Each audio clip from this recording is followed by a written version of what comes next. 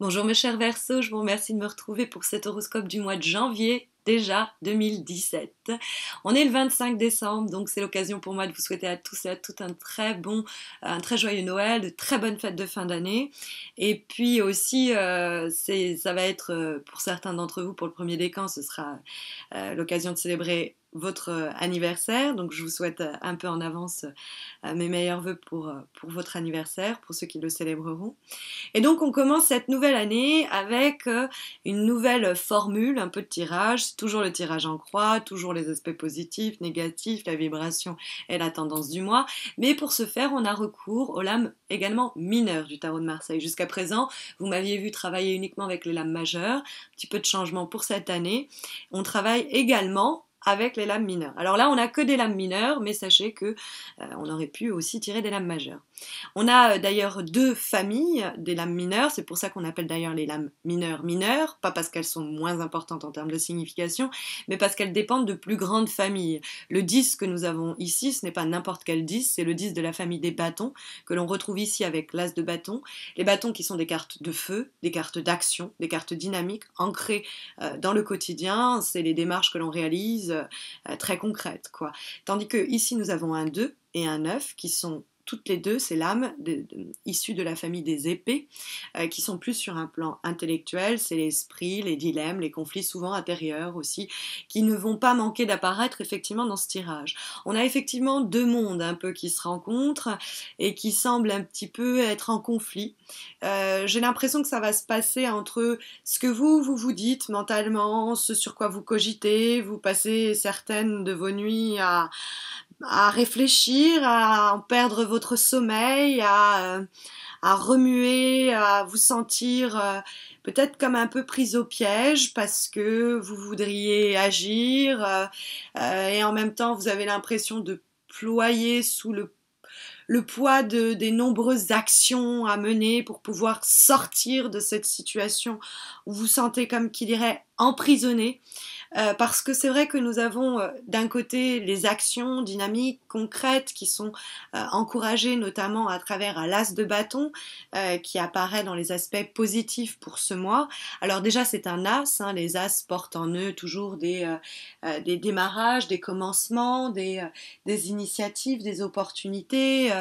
Mais l'as de bâton, ce ne sont pas des opportunités qui nous tombent dessus, c'est plus fréquemment des événements, des situations que nous allons provoquer par les efforts que nous allons fournir. C'est un temps de création, des fois même d'ailleurs de procréation, parce qu'il y a quelque chose, encore une fois, pourquoi je dis ça? Parce que c'est vrai que c'est les bâtons et que je le dis souvent pour l'as, mais il y a quelque chose de très phallique dans ce bâton qui est brandi.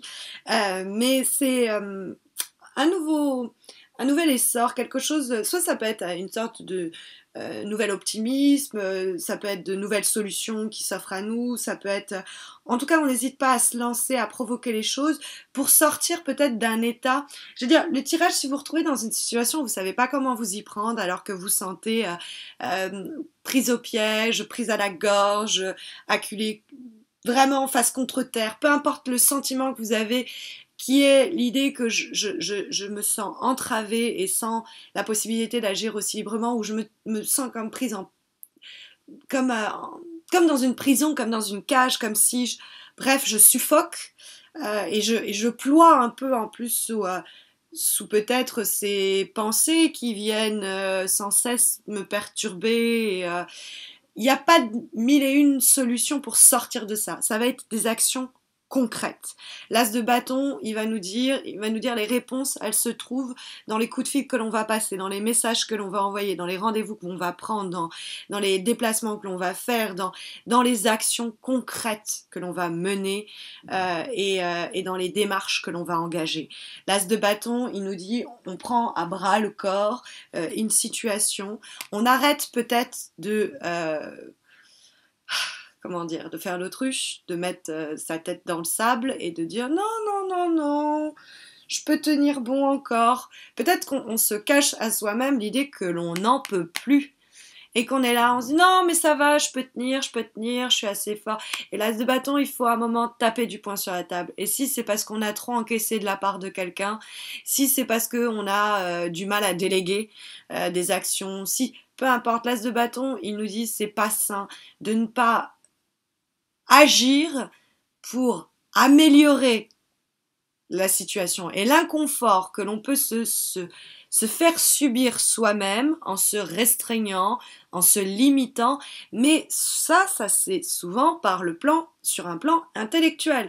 Donc il y a l'idée bon, le 10 de bâton nous dit franchement que il y a une fatigue morale, hein, il y a une fatigue émotionnelle, c'est peut-être l'après-coup de l'année 2016 qui vous retombe dessus, mais le 10 de bâton, il a tous ces bâtons qui portent à bras le corps, et il a du mal à savoir où il va, hein, d'ailleurs, hein, parce que ça lui ça lui bouche la vue, et du coup ça l'empêche de savoir qu'est-ce que je fais, où est-ce que je vais, avec ces bâtons. Alors oui, j'arrive à les tenir, hein, le 10 de bâton, j'arrive à ne pas ployer sous la charge, je tiens bon, hein, contre vents et marées, je résiste, mais à quel prix?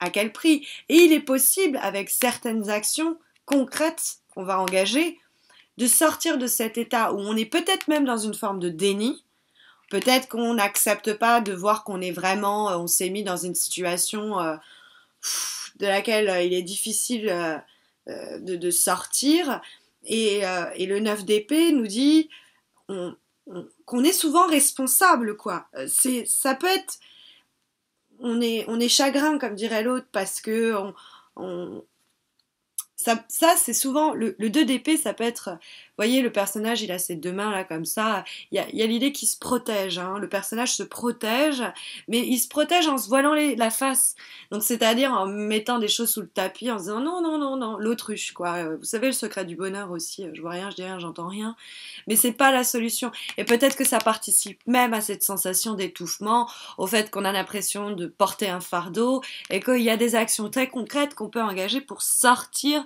de cette situation où on étouffe, où on suffoque, où on ploie sous voilà, la charge, la surcharge, dont on est bien fréquemment responsable, hein. C'est parce que peut-être on n'a pas su dire stop, peut-être parce qu'on est soi-même celui qui avons chargé la mule, et la mule c'est nous. Donc c'est une carte qui, sur le plan professionnel, par exemple, le 10 de bâton nous dit qu'il faut absolument savoir déléguer, de ne pas porter à bout de bras son projet, de ne pas en faire trop, sinon ça va nous conduire au surmenage.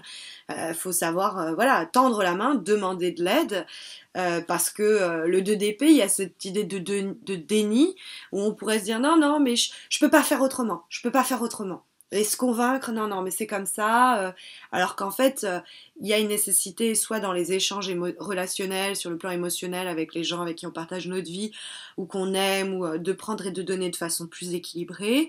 Il y a quelque chose qui doit se faire de façon plus équitable, hein. Alors ça peut être vraiment en relation de vous à vous-même, d'arrêter de vous pourrir comme ça vous-même. Ça peut être aussi de ne plus accepter, de dire voilà, ça il faut que j'apprenne à... C'est pas l'idée de tout remettre sur l'autre, hein, c'est l'idée de trouver quelque chose d'un peu plus harmonieux, de se confronter à la réalité aussi, hein, de ne pas retarder une décision, une action forte, parce que alors, après, c'est vrai que pendant une partie de mois, ça pourrait nous dire qu'il nous manque certaines informations, qu'il y a des infos qui nous font défaut, on ne voit pas parce qu'on ne peut pas les connaître, ces informations. Il y a des choses qui nous manquent, quoi. Et du coup, ça fait qu'on est un peu acculé et surchargé. Mais il y a certaines actions, encore une fois, très claires et très nettes, qui vont nous permettre de sortir de... Vous savez, le 2 d'épée et le 9 d'épée dans un même tirage, il y a quand même soit le besoin de se foutre la paix à soi-même, je vous le dis, soit l'idée il y a une forme de souffrance quand même, à laquelle on peut remédier. Et je ne dis pas qu'on s'inflige forcément cette souffrance, mais que d'une manière ou d'une autre, on y participe, en soit faisant mine de l'ignorer, de se dire non mais c'est bon, cette personne me fait pas trop mal, ou j'en peux plus, mais je vais tenir bon.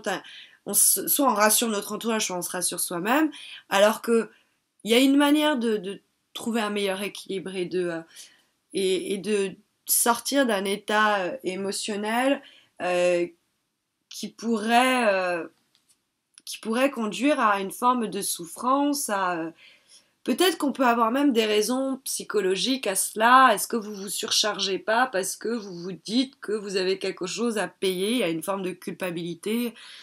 Faites attention à ça parce que en cinquième lame synthèse, qui est une carte qui est là pour permettre un peu de globaliser le message des cartes, un dernier conseil sur le chemin. Alors ça peut être vraiment, du coup ça synthétise, mais ça peut des fois vraiment nous parler d'un élément, d'un événement au cours du mois qui va être important et qui va être un peu autonome. Et donc cette carte que nous avons, c'est la carte Healing.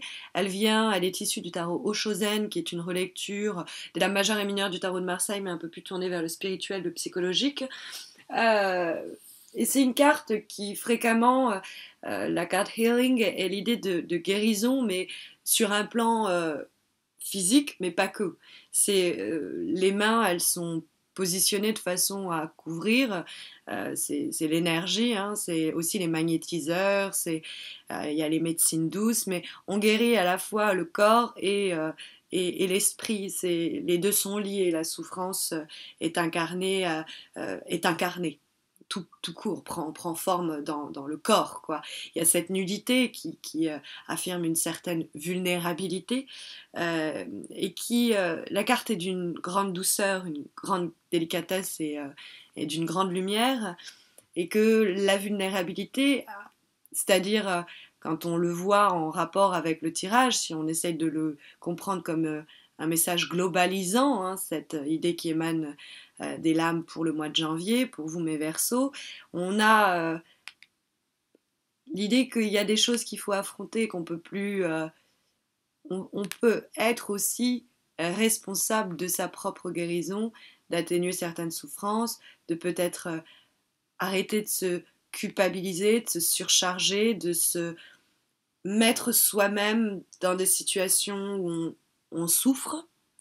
Et puis après, de façon plus indépendante, la carte Healing est là pour nous dire que il y a souvent des racines à ces mécanismes que mettent en exergue le tirage et des racines souvent anciennes et que c'est seulement en faisant affleurer à la surface les raisons enfouies qui nous poussent à de tels comportements, agissements, à accepter autant, à encaisser autant et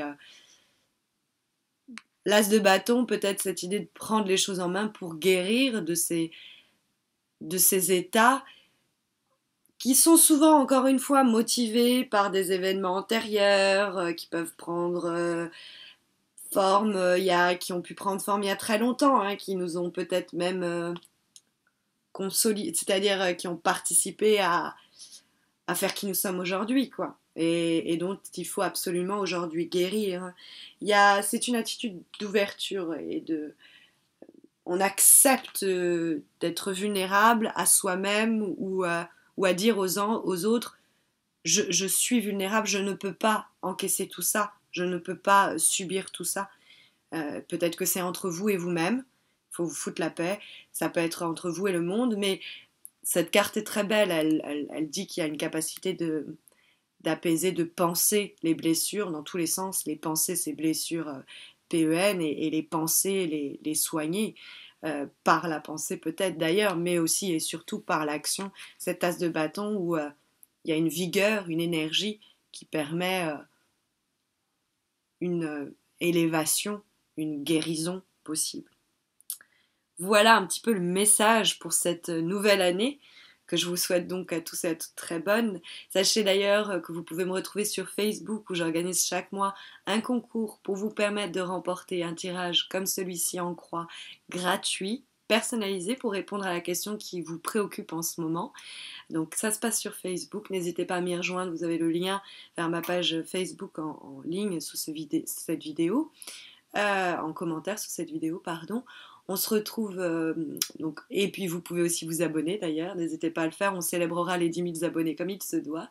Et puis on se retrouve à la fin du mois de janvier pour les horoscopes de février. Je vous souhaite à tous et à toutes de célébrer comme il se doit cette fin de cycle et de passer de très bons moments auprès des gens que vous aimez. Je vous dis à très vite j'espère, on se retrouve en 2017 pour de nouvelles aventures. Prenez soin de vous.